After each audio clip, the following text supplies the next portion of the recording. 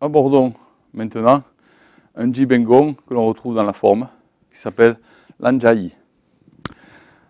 On va pouvoir le faire de deux façons, soit en mouvement continu, type Jibengong, soit refaire chaque fois le mouvement de la forme, donc avec l'idée et le yi martial contenu dans ce mouvement, l'Anjai.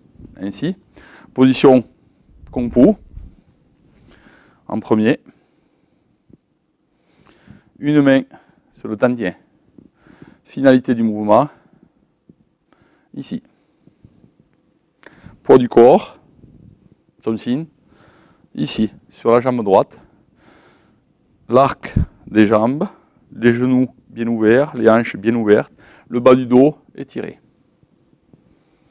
En mouvement continu, type Jibengong, ici, descendre le coccyx, travailler l'élasticité et l'arc des jambes, tourner la taille sur votre gauche, le poids du corps s'établit sur l'autre jambe, à partir de là, tournez la taille, poussez à partir des pieds, faites monter la spirale, déclenchez le mouvement de spirale dans les articulations, les trois articulations de la jambe, déclenchez le mouvement de la taille, déclenchez le mouvement de l'épaule.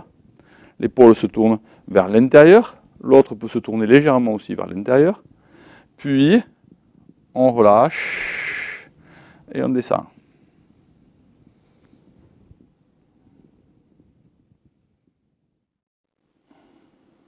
Abordons maintenant le même déplacement du pas raclé avec le mouvement précédent, l'Anjai.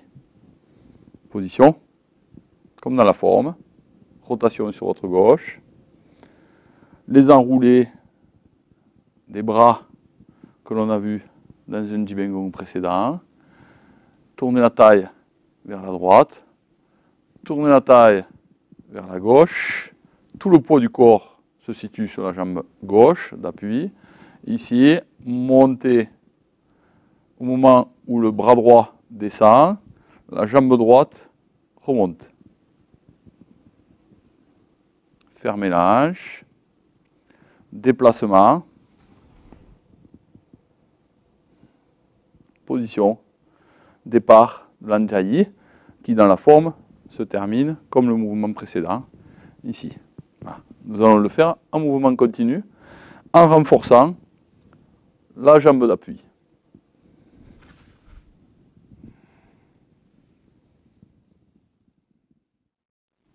Donc, ce texte que m'a laissé Maître Ding Danrong en 2010 traite de sa pédagogie, de la vision qu'il a, de sa pédagogie, de l'enseignement de Tai Chi Chuan.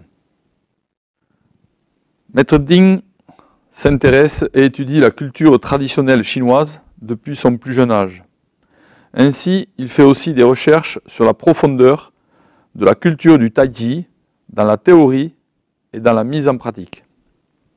À travers ses recherches et son expérience, il développe sa propre méthode d'enseignement, Yi Nian.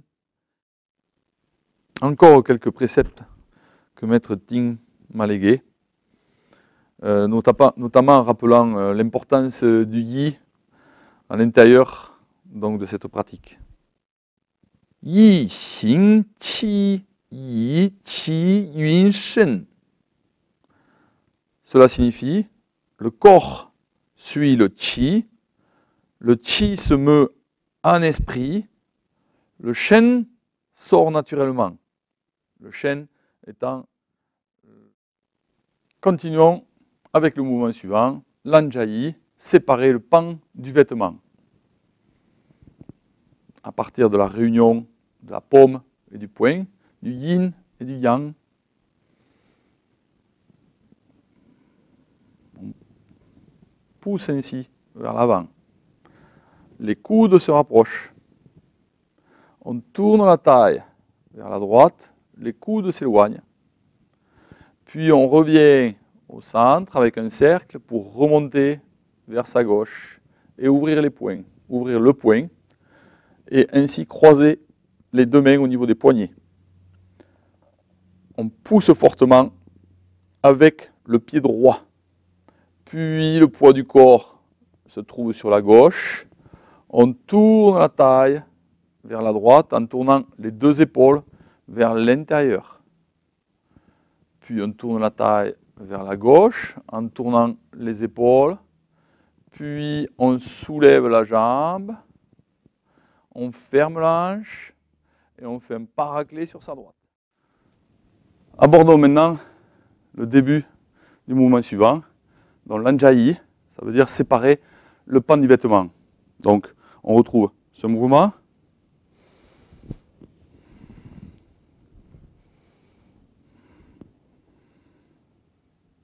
Démarrons par le départ. Sur une saisie, ici, pousser vers l'autre. Tourner. Amener.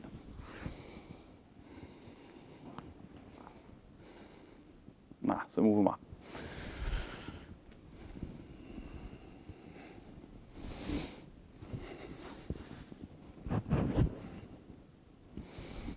Voilà, la personne vous tient fort. Surtout, vous ne réagissez pas. C'est-à-dire que vous restez très souple. Voilà. Ici, tout partira du tantien. Il n'y a pas de crispation au niveau des bras. Hein. On envoie un coup. Hein. C'est du tantien.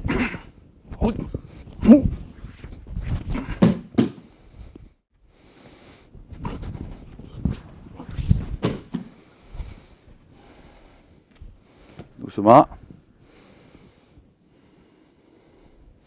Ici. Position. Position de départ. Ok. Après, ouverture. Ici, possible aussi, vers l'avant.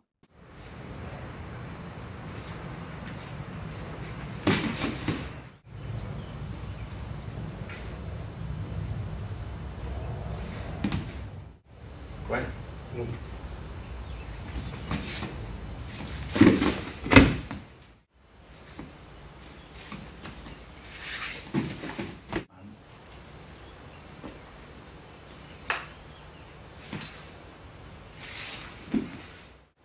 Ouais.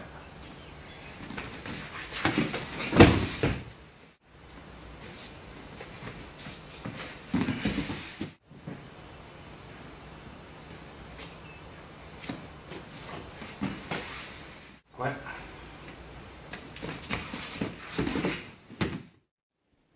Donc nous allons vous montrer maintenant une série de mouvements pour vous étirer et ainsi améliorer la circulation et la récupération.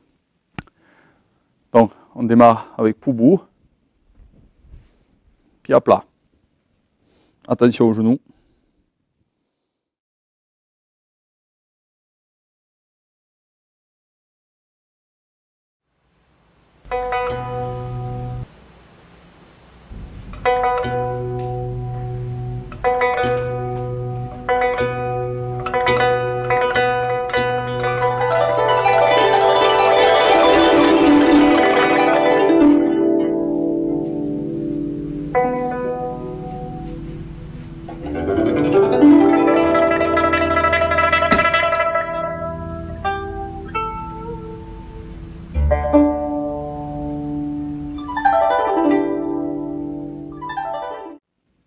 Quelques passages du deuxième enchaînement de style Chen, les points canons.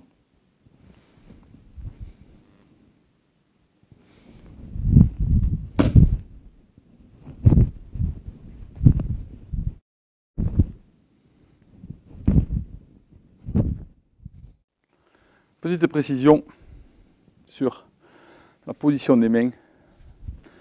Donc, pour ma part, ce doigt est cassé, donc c'est normal, je n'arrive pas à l'allonger. Mais la paume de style Chen doit se trouver en forme de tuile canal, ici, avec l'idée de rapprocher